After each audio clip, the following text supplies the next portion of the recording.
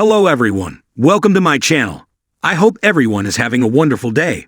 Before starting the video, please go ahead and hit the subscribe button and give this video a like up. Young and the Restless kicks off the week with tantalizing storylines and unexpected twists involving Victoria Newman and many more.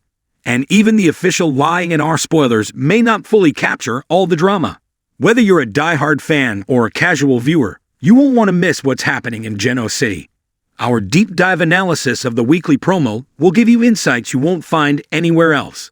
Hey there, Y&R fans, it's Belinda from Soap Dirt, and I have got your weekly promo for August 21st through 25th for your favorite CBS soap opera. There are 3 big scenes, all containing very different storylines. I'm going to break it down for you scene by scene, and then I'm going to tell you which official spoilers for the week tied to it, so you can see what day it's happening and have a little more context for what you're seeing in the promo. Sometimes they cut things in a way that's clever, but not always accurate. And then we're actually going to show you the brand new weekly promo so you can see what we're talking about for yourself. Alright, the very first scene is Kyle Abbott talking to Victoria Newman. So it looks like they are in Victoria's CEO office over at Newman Enterprises. And remember, Kyle is a Newman employee now. He's working at Newman Media. Kyle says to Victoria, "This feels like kind of a test, and your questions aren't really about me. They're about Audra Charles. Of course, they're about Audra. She is very upset that Nate was trying to pull some stuff to save Audra, and Victoria Newman is very suspicious right now. So heck yeah, she's looking more into this Audra/Nate connection. So the official spoiler for this for Tuesday, August 22nd, says Victoria tests Nate Hastings. But in the promo, Kyle literally uses the words, "This feels like a test." So what I feel like is that this is a poorly written spoiler that came out of the network. What we've noticed here at Soap Dirt is the spoiler writing that comes out of the network is full of errors and wrong dates. Vague wording or overly extra wording that implies things that don't happen. I am certain that the writer's strike affected whatever department delivers the official weekly spoilers for TV Guide and the press. Maybe it's the main core writers that do it. I don't know, because the same core writer at Y&R crossed the picket line, and he's still working. So the main writer is still working. So everything you're seeing now is business as usual. But maybe whatever writer was working in the spoiler department is out. And they've got, I don't know. Maybe the lunch counter lady writing spoilers are funky. They are not great. Alright, but let's dig in.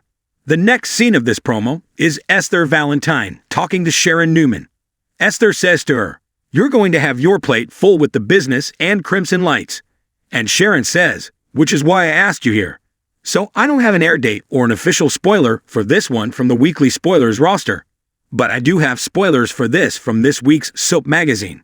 So Sharon offers for Esther Valentine to run Crimson Lights for her.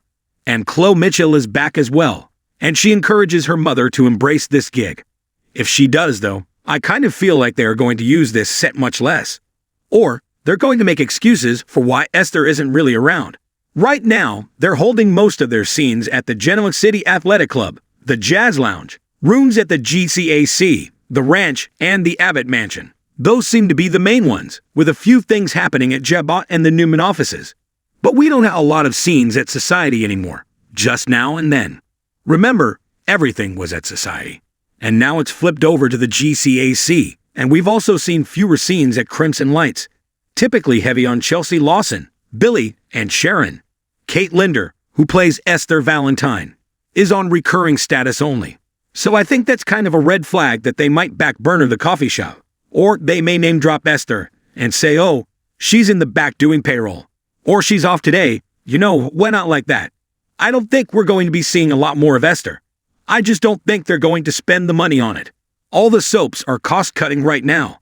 Alright, the third and final scene is Heather talking to Daniel Romolotti. His ex says I didn't share my plans right away because I wasn't sure how you really feel about me sticking around town.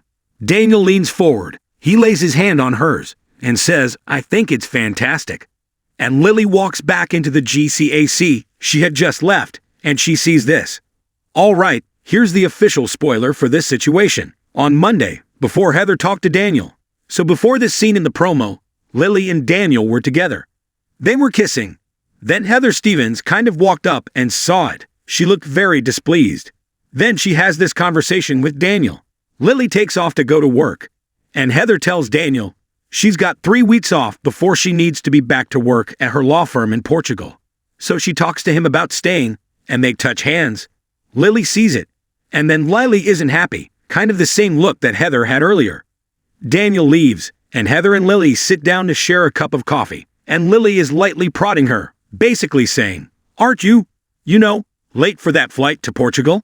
She definitely tried to get rid of Heather on Monday, and Lily also not so subtly reminded her about the deep history that she and Daniel share and how Lily Winters and Daniel have reconnected. Lily is definitely trying to stake her claim. She's peeing on the ground, marking her territory. So the question is, will Heather leave when the 3 weeks is up or stick around and fight for Daniel?